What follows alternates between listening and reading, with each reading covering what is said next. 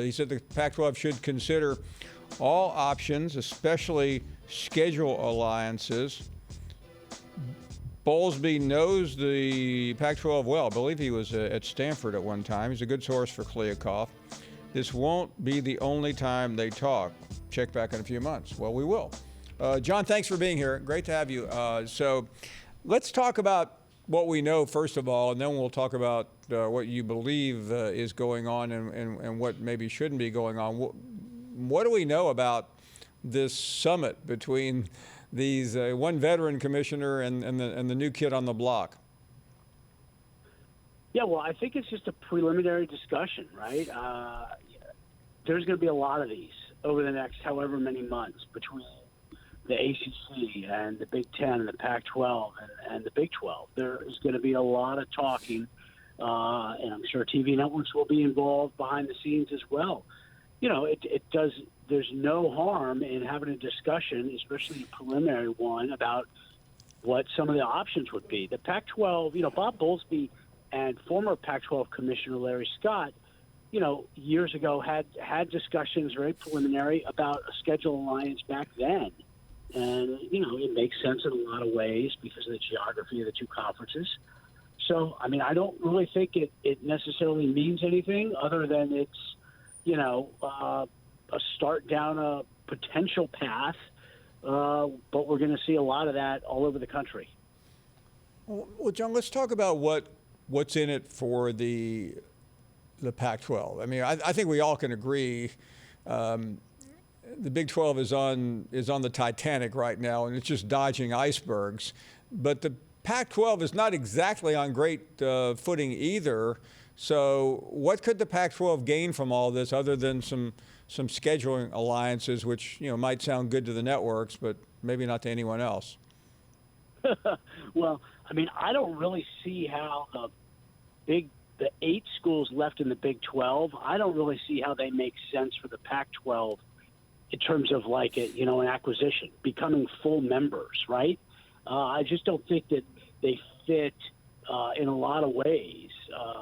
Kansas would probably be a good fit, except the football team is just awful. But otherwise, it just doesn't make sense for me in terms of Pac-12 expansion to try to gobble up those remaining Big 12 schools. What does make some sense is, hey, is there anything we can do to increase the value of our TV inventory with football games?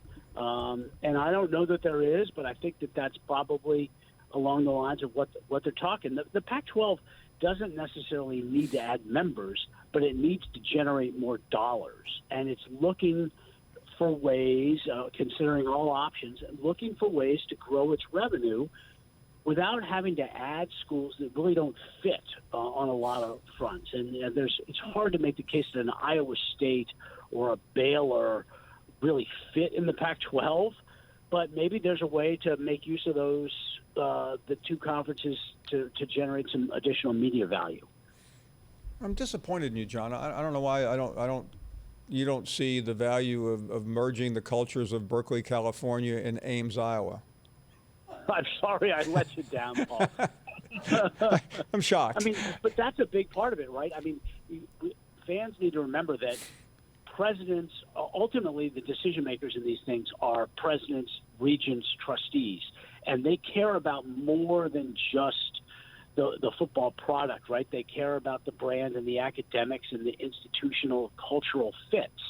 And for the Pac-12, there's a real risk in devaluing its brand. It doesn't have the same brand as the SEC or the Big Ten, obviously, but it does have a brand in the western third of the country, and I don't know that it wants to devalue that brand by all of a sudden adding schools, in the central and southern plains.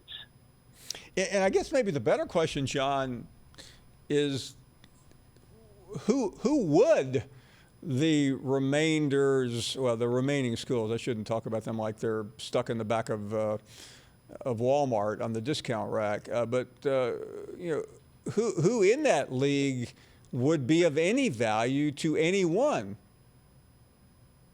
I don't know. That's a great question. We're going to find the answer. I mean, I do think Kansas would have some value if even if Kansas was mediocre in football, there'd be a lot of value because it's a pretty good academic school and the basketball brand.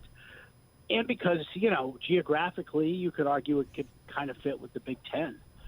But, boy, the football, football is what, 80, 85 cents on every media rights dollar? Yeah. And the Kansas football program is the worst in the Power 5. So I really don't know what's going to happen to those Big 12 schools. And this was the same situation that we had 10 years ago when Texas and Oklahoma almost left for the Pac-16, right?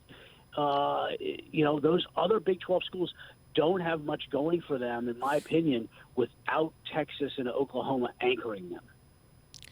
So let's talk about their possibilities. And these meetings are great. They don't mean very much, but they're interesting early August. But as you look at the entire landscape of college athletics now that this move has happened, whenever it happens, just who has any moves in them from the ACC to the Big 10 to the Big 12 to the Pac-12? I mean, what's the best move out there on the chessboard? I mean, it's very possible that the best move is no move.